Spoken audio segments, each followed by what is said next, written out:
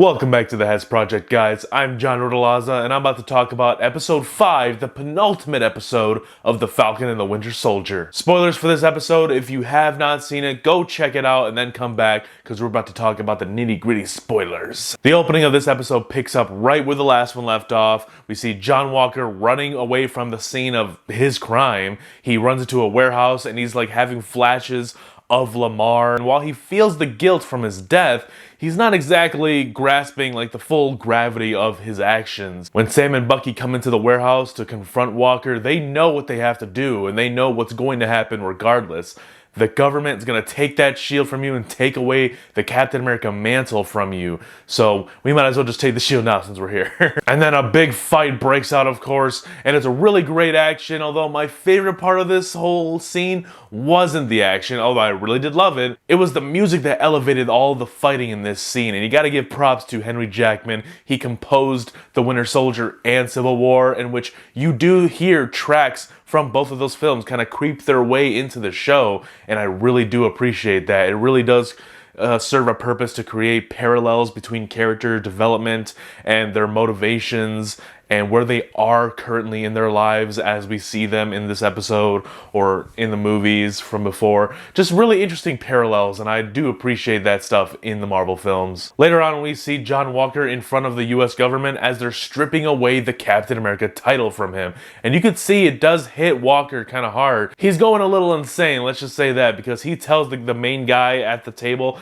"I am Captain America." And the guy's like, "Not anymore." After that court session, we see Walker and his girlfriend or wife sitting down, and then we see this lady come in and approach them, played by Julia Louis-Dreyfus. She tries to talk up John Walker and says, "Hey, they know what you did wasn't the worst thing in the world, but you know, they're all about protecting the money and whatnot." I'm gonna be honest, I don't really know what this was about, if this was setting up something, maybe like Thunderbolts, because that's been a big rumor that people are trying to like interject into this show, like, oh, Thunderbolts gonna be set up, right? Yeah, I don't know. I don't know who this lady is. The rest of the episode is kind of a slow burn in my opinion, but it's a good one. I do appreciate the little things that they have in this episode. Sam goes to visit Isaiah Bradley to learn more about his history and why he hasn't even heard about Isaiah Bradley before, and Isaiah breaks it down as, well, they got rid of his history. They completely erased him, and that was the only way that he could survive, because for years, he talked about, I think 30 years, they were experimenting on him to get the serum out, because there was a whole group of people who got the serum injected in them in small doses, and he was the only one that it was kind of like working on. Everyone else just kind of like, I don't know, mutated and were dying off slowly. Although some people might think that the Isaiah Bradley stuff may seem a little inconsequential to the overall part of the show, I think this show makes it a point that this whole history with Isaiah Bradley is very important to Sam as a man who's living in a world without Captain America, and it actually serves as motivation to preserve history and to become the next Captain America, or the next symbol that the world needs. Bucky later on finds Zemo. He's at a monument for, I think, Sokovia, and he looks like he's about to shoot him, but then he reveals he's got the bullets in the other hand.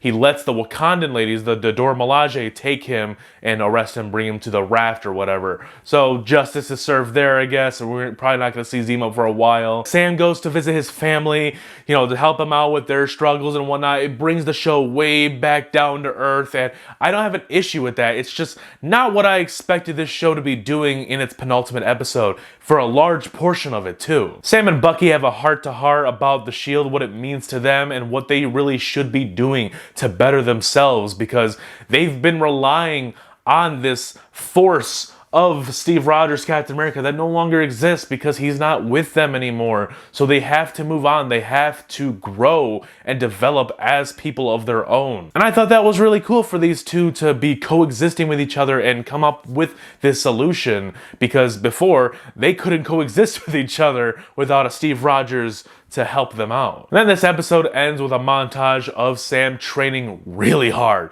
to become the next Captain America, I guess. He's training with the shield now because, you know, he confiscated from Walker. He's throwing it all over the trees, doing all sorts of flips so he can catch it. Oh man, it was really cool, and I'm excited if we get to see a Sam Wilson Captain America in the final episode. That'd be really cool, and I can't wait to see it. Although I do kind of feel like Bucky is almost deserving of the shield at this point. I think he made it a point that, hey, I care about this shield just as much as you do and just as much as Steve did. So I'd be fine if either one of them became Captain America, and I can't wait for the next episode, the final episode of The Falcon and the Winter Soldier. Who's going to be the new Cap? I don't know.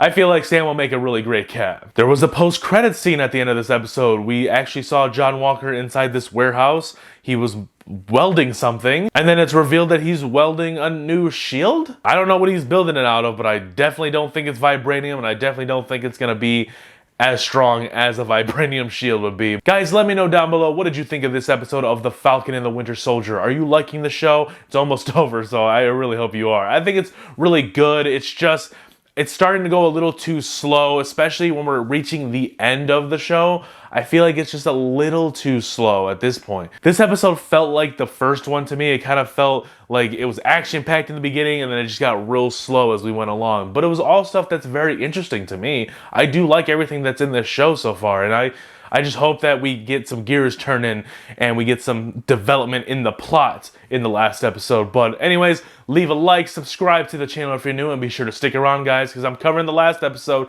next week, including the last few episodes of Invincible. 2 really good shows, and you guys should check them out. You guys should check out my reviews for them as well.